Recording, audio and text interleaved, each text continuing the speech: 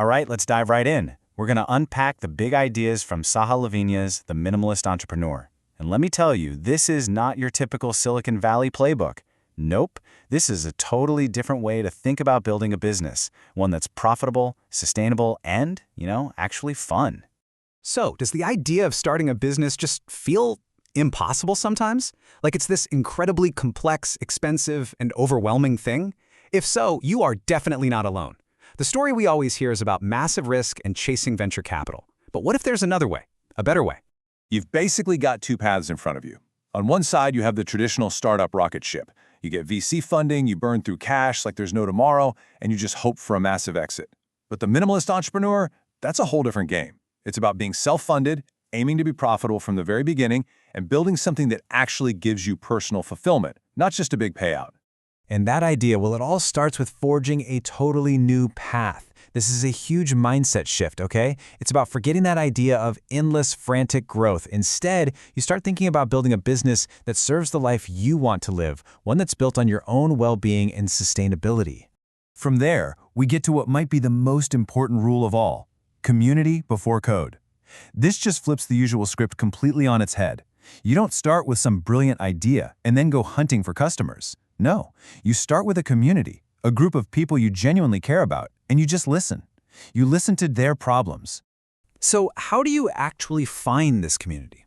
Well, you can start by asking yourself some pretty simple questions, like who already listens when you talk? Where do you already spend your time, online and off? What groups are you a part of just because you love them?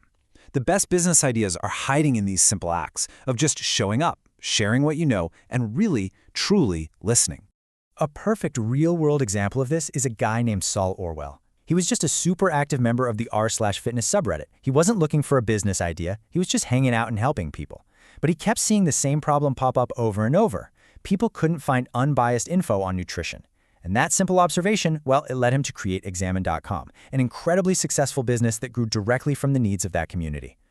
Okay, so you've found a community. You've identified a real problem. What's next?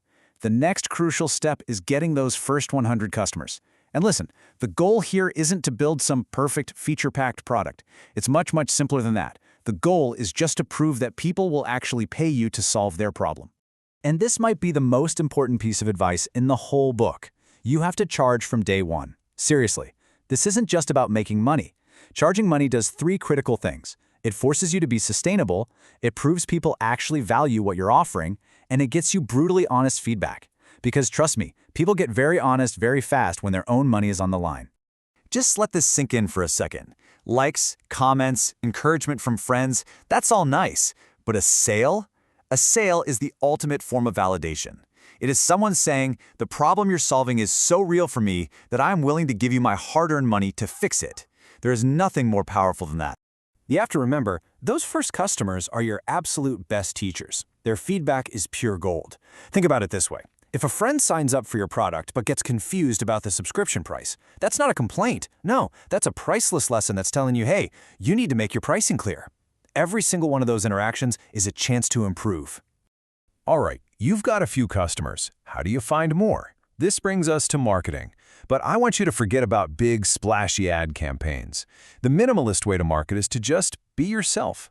It's all about being authentic, sharing your journey, and building real connections that turn strangers into your biggest fans. And there's a really key difference here between an audience and a community. See, an audience is a group you just broadcast to. It's a one-way street. But a community? That's a group you are a part of. It's a two-way relationship, and it's built on trust. Minimalist entrepreneurs always focus on community. So what does that actually look like? Well, you share what you're learning, even the mistakes. You give away free, valuable content that educates your community. You start an email list on day one. It's a direct line of communication that you own.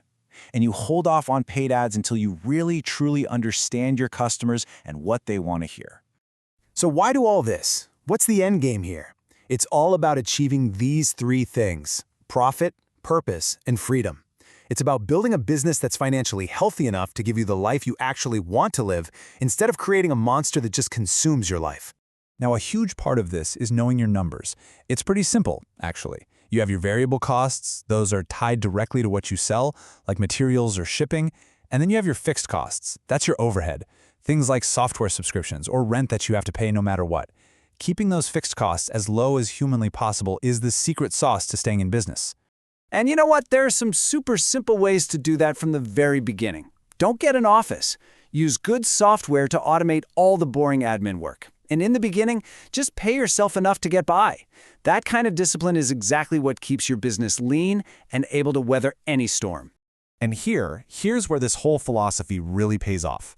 Once your business is profitable and sustainable, the goal completely changes. It shifts from just making money to making time. It becomes about reclaiming your life for creativity, for your family, for whatever it is that truly fulfills you outside of the business itself. And please, never forget this incredibly powerful idea from the book. Don't ever let yourself feel like your contribution is too small.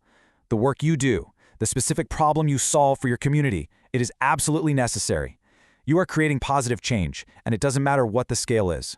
Because at the end of the day, learning about all this is great, but doing is what actually matters. The most essential action you can possibly take is to just start.